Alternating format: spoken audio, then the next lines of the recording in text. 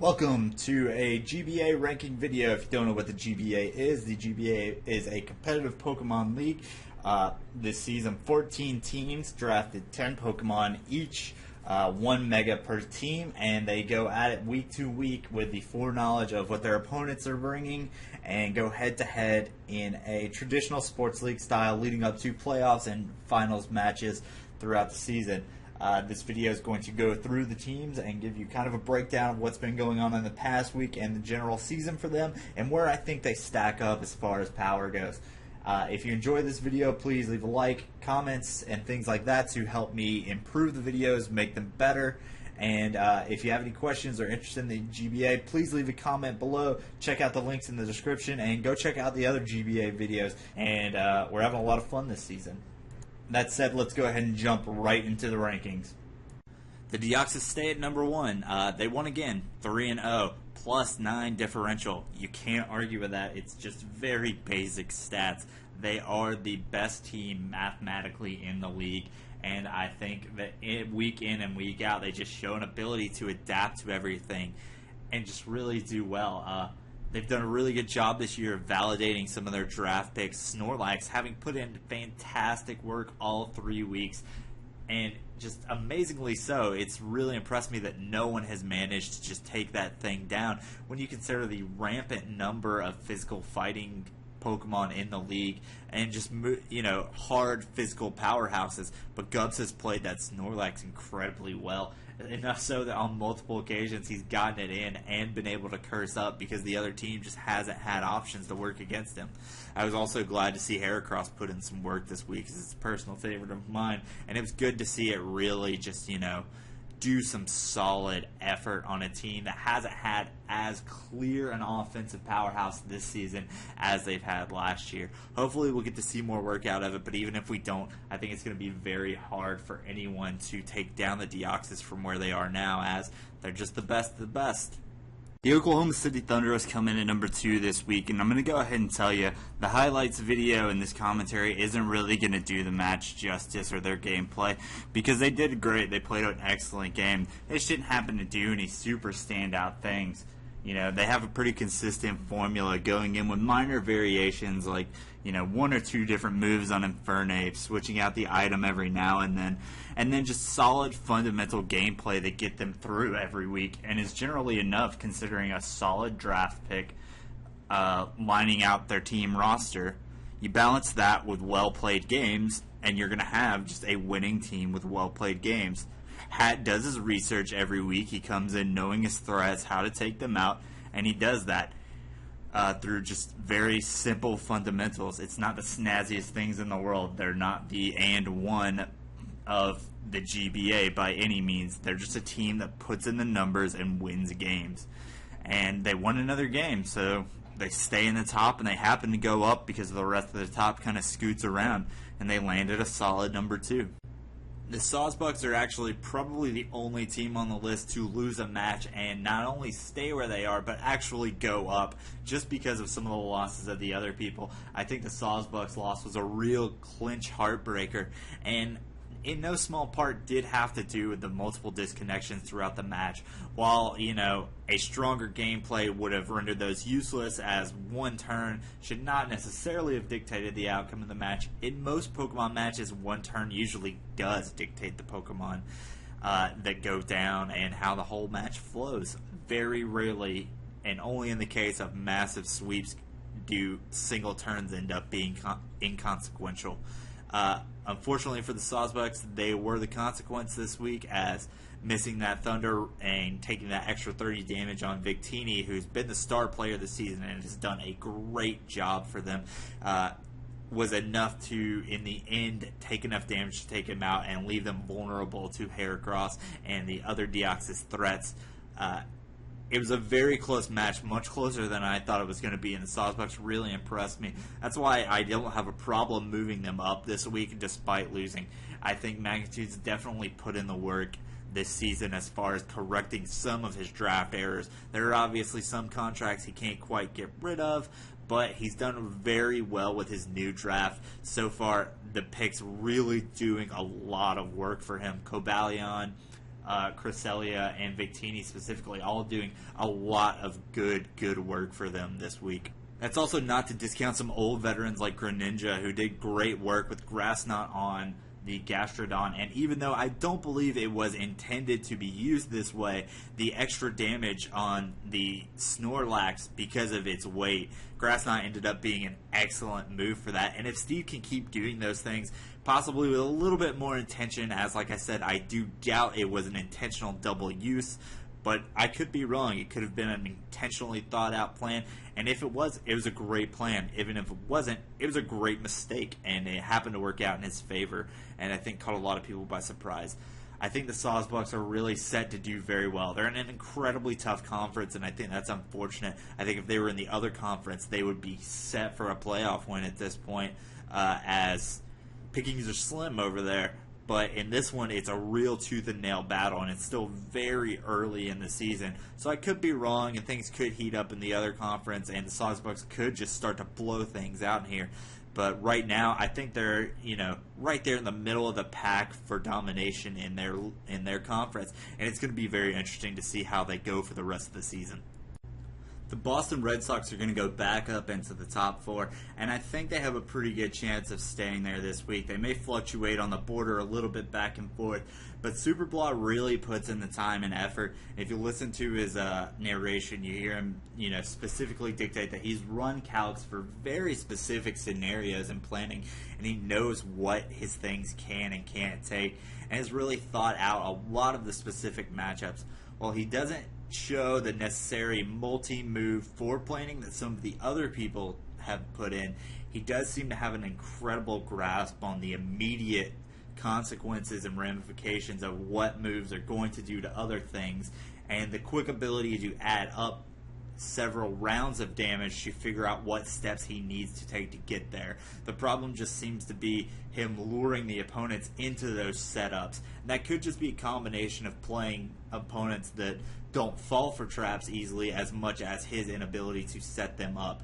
However, none of that really matters because he's still winning. Hariyama's putting up great numbers for this season, and, that's saying something because it's a Hariyama in a season where, Mega Scizor are running around destroying things, and Hariyama is right on their tail for things.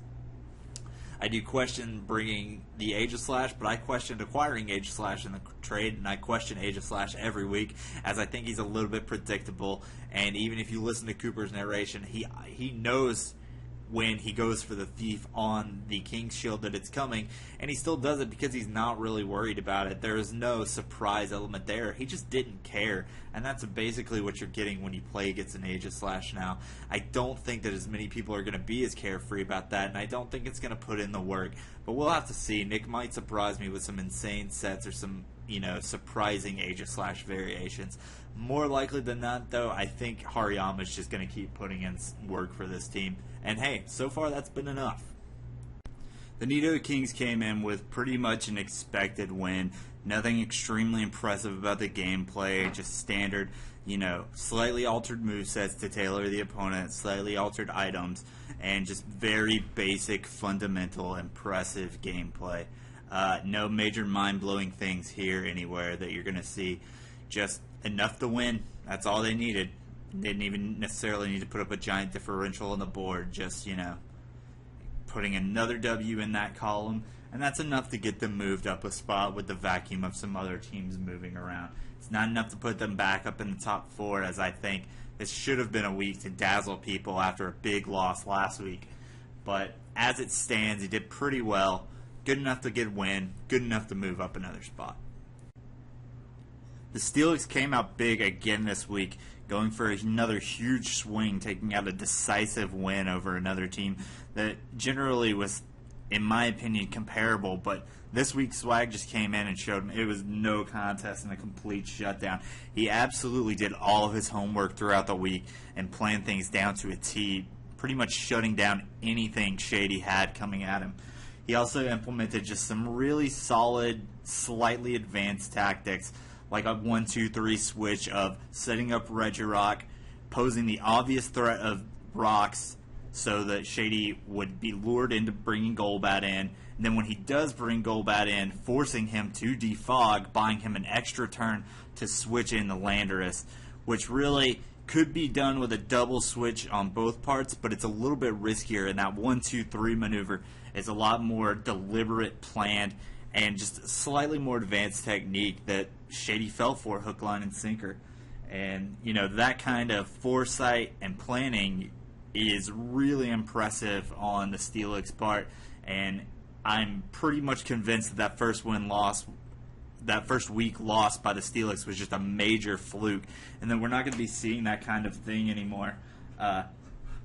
Amongst that, and just my general praise for the team, no item Shaman is just a great abuse of the format here, knowing that the Crawdon was a threat, knowing that it would have knockoff, but doing the math ahead of time and figuring out that if he didn't run an item on Shaman, he could live the knockoff, and since Shaman has good offensive recovery moves like Giga Drain, it wouldn't matter because he could easily take out the Crawdon. And for what it's worth, physically defensive Shaman putting in a lot of work for the Steelix this week, and really just showing that Swagalift has the ability to come in and make a lot of things shine on his team. The Sharpedos dropped fairly handily, actually going down to the number 7 spot, which is a pretty big swing and not necessarily indicative of how bad they lost or anything like that. Just a lot of things around them shifted fairly significantly. Actually, I would say a fair amount of their loss could be chalked up to the momentum shift from their match being yet another match to disconnect this week, along with the Arizona Deoxys Saucebucks match, and the fact that after the disconnect, Tom really couldn't seem to get that same momentum that he had going beforehand, Fizz capitalizing on it much better. Momentum's been a big problem for the team, and while I do think they have the power and I think they make some solid plays, he's really going to have to focus on isolating win conditions and threats a little bit more and just kind of figuring out a way for him to use his team to dictate the match. One of the things that really threw off his momentum this week that he's going to have to learn to look at is the fact that he came in offensively knowing the threats and how he was going to take them down, but not having thought into how he was going to react to their own offense, which left him without any real defensive safe switches to go into on moves. It's a thing he acknowledged in his commentary, but acknowledging it in your commentary and actually applying it to your gameplay the next week are two very different things, and that's something he's going to have to do if he wants to, you know, come in and move back up the rankings and perform better, especially considering next week's going to be a tough match for him. The Leafeon retain their commanding hold on the number 8 position, putting up another win, but again, not doing anything super impressive, actually struggling a little bit at times to set up their Rancor, which is sad because that's such a powerful part of their team and really seems to be a main thing that a lot of the elements of the team were drafted in mind of. And if he can't get that set up, that says a lot about the team and some of the problems they're going to be running into. Eventually, he did manage to get it set up, but it's the kind of thing where it was set up and very little was done with it and very little was utilized of it at the end. I mean, later on in the season, if they run to the Grambles and things like that, yes, absolutely, the rank could be a huge asset to them. But right now, he's really going to need to get that down and figure out a way to implement that early game and take advantage of it more. With 3 of the best Pokemon in the game taking advantage of Rain in Manaphy, Kingdra, and Tornadus, it's a little bit worrisome that he hasn't been using that more and didn't use it more effectively in this game. It wasn't a bad week. He won. But in this league, it was only enough to hold the position he was at while a lot of people fluctuated around him with far more impressive wins or more devastating losses. I think Kote's great. I think you're going to see him do very well in his own conference, and I think right now the Leafeon are looking to be a solid playoff contender for that conference, but against like the stacked conference that they're going against, it seems to be somewhat middle-of-the-lane performance as he adapts to the format. Hopefully he can get that turned around and utilize the elements of his team more dramatically and impressively throughout the season and put up some bigger differential numbers across the board. The New Orleans Pelipers slide down to number 9 this week. They were number 7 last week, go down 2 places just because of another loss. Actually doing pretty well, being one of the, lower end teams that still has a positive differential at +2 for the season at this point. But the Pelipers are just having trouble kind of finding ground and getting grip. Aside from that big win against Swagalof's team the first week, which a lot of people at this point are calling a fluke, they really don't seem to be able to capitalize on all of the power their team has. Most likely this is coming from John's lack of familiarity with the Pokemon he's using. He has been putting in extra work in the off weeks, trying to get in practices here and there with the team. And I think the familiarity is growing, but now he's starting to run into teams that have faced his players in the past and know their weaknesses, and he's going to have to realize that he has to counter game a lot harder. And it's an unfortunate issue of catch-up this week, He's not catching up to the other players as much as he needs to, despite having a lot of great things going for him. Really, he's not as far behind as the stats make it seem. I would say both of his losses so far have really come down to just 1 or 2, unfortunate misplays for him that have worked against him. But in the GBA, where your entire team has to work as a structure, taking out one link and making one bad decision really can cost you games and slide you down, which is what's happened to them. Do you believe in miracles? Well, it doesn't really matter. You don't have to, because I wouldn't say it was a miracle the Hawlucha won, but it was still pretty damn impressive when you consider how threatening the Sharpedos were as of last week. However, Fizz took advantage of an unfortunate disconnect to really change the way the momentum of the match was going. Before the disconnect, it seemed to be fairly strongly in the Sharpedos' favor, but afterwards, he just came in with a very confident gameplay, confident switches as he became, as he used the familiarity he had gotten with his opponent beforehand. And that does say something about disconnects and the way they do affect the outcome of these matches, but it also says something about possibly why the Hawlucha have been struggling so much this year. And it seems to be a lot of unfamiliarity with the coaches he's going against, unfamiliarity with the 6th gen environment, as is evident by the fact that he was running T-Wave on an Assault Vest set. And, this could be the turning point where the Hawluchas start to get their stride and they become comfortable in what they're doing and really turn things around. He did a great job isolating a very common weakness that the Sharpedos had, in the fact that the versatility of Aerodactyl, which normally you don't see, could put major holes and do major damage to that team, and that's exactly what he did. I don't think anyone really took Aerodactyl too seriously in the draft, but this week it put in just massive numbers, which actually have it in the top 10 for the MVPs of this week in 1 week. That's great. That's just pure excellent coaching, bringing it in on the right opportunities, whether they be obvious or not, and just putting down the enemy, which is what he did. And it's absolutely why the Hawlucha deserved to go up pretty hefty in my ranks, all the way up to number 10. It's going to be interesting to see if this is the meteoric rise of the Hawlucha, or if this was just, Fizz being able to capitalize on the shifted momentum of a disconnect. I personally want to believe that this is the meteoric rise and that Fizz is going to do great things, but it's going to be rough when you consider he's in a very intense conference, and he does still have a lot of ring rust to get used to. Hopefully he does well and he moves further up in the rankings throughout the weeks, but as it stands, just a great week for him, and I was really glad to see him win and very impressed by him. Go Fizz! The New York Yankees dropped fairly significantly to the number 11 spot this week, falling down after what I think was a predictable and expected loss for the most part. They're not a bad team, Shady's not a bad coach, but this is a week where it's going to have to serve as a wake-up call for him.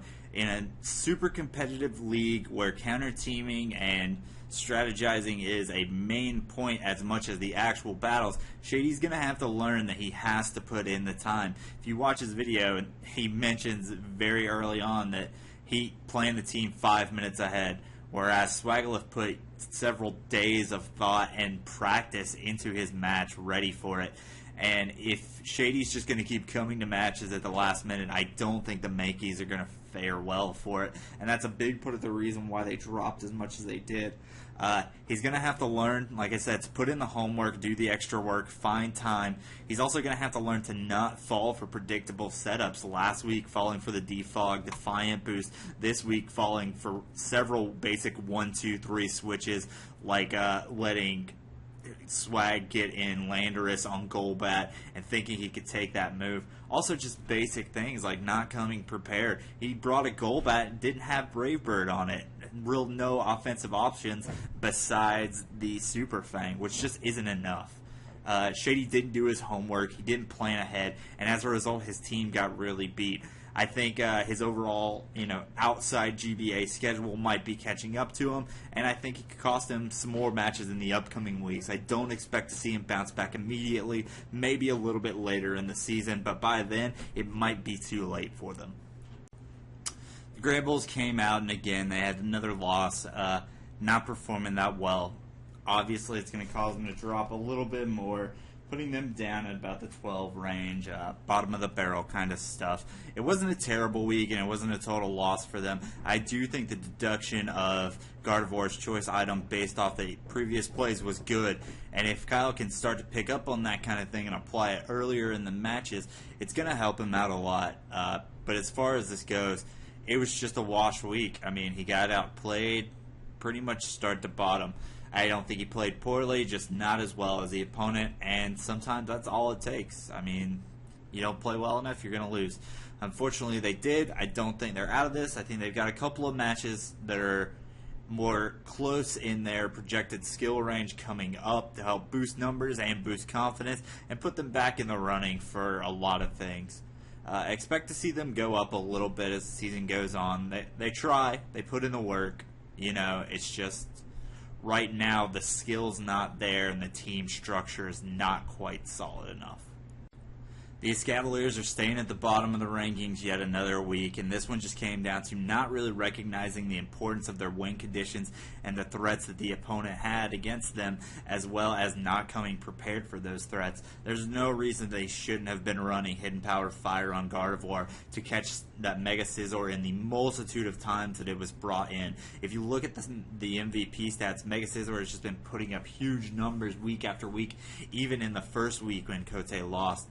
However, the fact that he didn't run Hidden Power, as a means to catch it in on a very obvious switch is a little bit worrisome.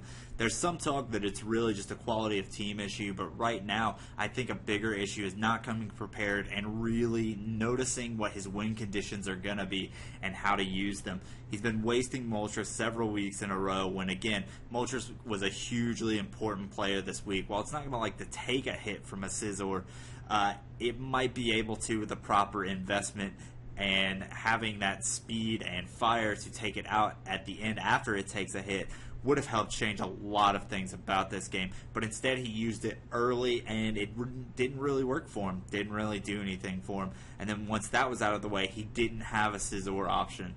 And that's just not really an acceptable way to come into a match. You gotta plan ahead a little bit more and really look at the numbers that the team is putting up and think about how they got there. That Scizor got that many kills for a reason, and it's most likely because it's the main offensive threat of that team. While there are other offensive threats to look at, you have to factor that, and you have to prepare for that. You can't just assume he's not going to bring it because it doesn't necessarily match up against the team. Because in this case, while it didn't have super great options to take down everything, it didn't have a problem taking down anything, and that's really more than enough.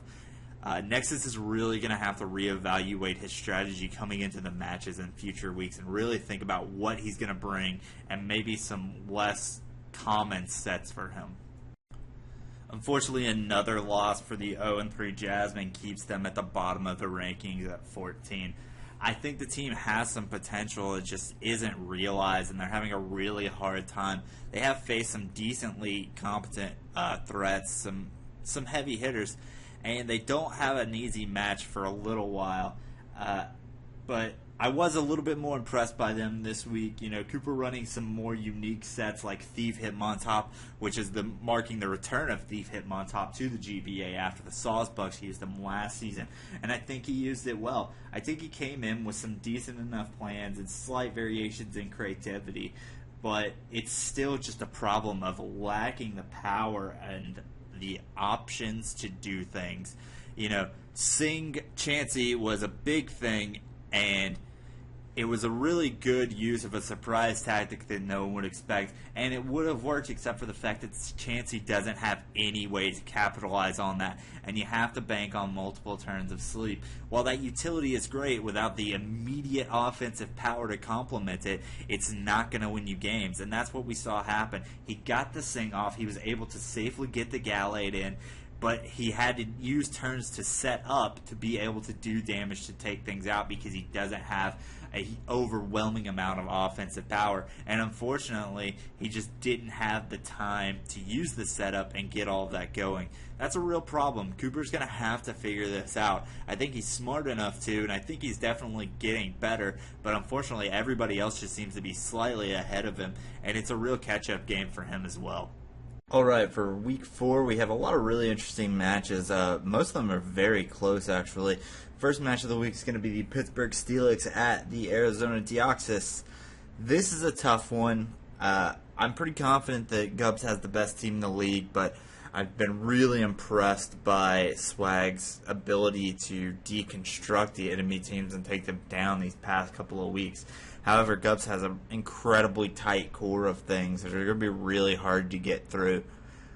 I'm going to go ahead and give this one to the Steelix just because I think Swagalif is more likely to come out swinging with something ridiculous that could absolutely break the normal control of the match that Gubbs has. I also think most likely he's going to have answers for some of the things that have plagued the other teams in the past couple of weeks, like Snorlax and its inability to die. So I'm going to give that one to the Steelix. Probably a pretty close match, though. 2-0, somewhere around that. Next up, the Cleveland Cavaliers at the Atlanta Hawluchas. I'm going to give this one to the Hawluchas. Fizz, I want to believe very much, is on the rise. I tried the past 2 weeks to get behind Nexus and the Cavaliers, and so far the gameplay just hasn't been there. I think he's struggling with the format a little bit, and I'm not necessarily sure he's going to pick it up this week, whereas I think coming off of a win, Fizz is going to be running pretty high and is going to have gotten better at understanding the format and shaking off some of his rust as far as not being as active in 6th Gen competitive as he was. So I'm going to give that one to the Hawluchas. Probably a close match. Again, maybe another 2-0, even a 1-0 in the Hawluchas' favor. Third match of the week, Utah Jasmine and Chicago Grand Bulls. I actually have a very hard time figuring out who's going to win this match. The Jasmine have a great wall core. Well, not even a real wall core. They have a lot of bulk. And the Grand Bulls only have 2 heavy hitters, the Special Latios and the Physical Kabutops if it's in the rain. And I'm not 100% sure if they can break through. However, Psyshock on Latios is going to do an amazing job of tearing down like Chansey and things like that, which would probably be the only dedicated thing that the Jasmine would have to stop that particular poke. Whereas the Jasmine don't have one strong thing to go. They're really going to have to work as a team and just chip away at the things the Grand Bulls are going to be bringing if they want to win that. I'm going to give this one to the Grand Bulls, slight victory, just because as of yet, I've said it plenty of times, the Jasmine haven't really shown the ability to get an offense going and lock it down. Whereas while the Grand Bulls aren't doing great this season either, we have seen them do it in the past. And I do think they have the power to do it at least against the Jasmine this week. Next up, Boston Red Sox at LA Nido Kings. I'm going to go with the Nido Kings on this one. I think Crobat for the wins got a pretty obvious power advantage in what he's got. I think Nick's going to bring more interesting things, and he's going to be very prepared for what the Neo Kings have. I'm just not sure it's going to be enough against the power he's facing. So far, Nick's been doing excellent work against expansion teams, but he hasn't really been able to get over the hurdles of the expansion teams having lower priority draft and quality there, as we saw, in his previous loss. So I'm going to give that one to the Neo Kings. Probably another 2-0. Pretty straightforward deal. Next up, New York Yankees at Milwaukee Sawsbucks. I'm going to give this one pretty confidently to the Sawsbucks. I think it could be as much as a 4-0 in their favor. I think he's got a lot of answers for virtually everything that the Yankees have. And as I said in the video earlier, the Yankees just haven't been putting in that extra work to make up for the other team's abilities to pick them apart. I think Magnitude's going to really use the format to his advantage, have a lot of checks for everything that Shady has, and I just don't expect to see Shady coming out with specific tailored threats to take down the bulk that the Sawsbucks have, especially as Shady has an incredibly difficult time dealing with bulk, as anyone who watches his video knows. Next up is Toronto Maple Leafs at the New Orleans Pelipers. Slight edge to the Leafs here. Cote has just been doing consistent battling throughout the year, and he's got that really frightening rain team, but he hasn't actually used it yet. This could be the best week possible to use it, as the Pelipers only have one solid water resist and several things on their team that are flat out weak to water, and the rest taking it neutral. If he can get that off the ground, he can do serious work with Kingdra, Manaphy, even just, standard hurricane abuse with Tornadus is going to do work on several things that the Pelipers have. I think Pokemon's been doing a great job throughout the season, but I think he's struggling and playing a lot of catch-up, not just in getting the pokes, but in getting familiar with the format and really understanding just how much it has to be planned out to take down your enemy. I think he can do it, but like I said, he's playing catch-up, and he's playing catch-up against a lot of good teams very early on in the season. I think later on he's going to bounce back. He's got the power for the team. It's just a matter of familiarity with the team and the format. I don't think this is necessarily going to be another week unless he comes out with some really great strategies. I'm going to give this one to the Leafs 3-0. I think it's a fairly confident win. Pelipers have the power to put in damage, but I'm just not sure they'll get the opportunity if Cote plays it right. Last match of the week is the Oklahoma City Thunderous at the San Jose Sharpedos. This is going to be a really good match. It should be a very close match if it goes anything like their previous matches did last season. I think it's two very confident people. I'm going to give the edge to the Oklahoma City Thunderous on this one. While I think the San Jose Sharpedos have more raw power and the ability to put in huge amounts of damage on the Thunderous, I think Hat is just, in general, a slightly better planner and strategist as far as thinking about what he needs to bring to the match, whereas the Sharpedos have just really done a very good job of constructing a solid team that happens to function competently every week.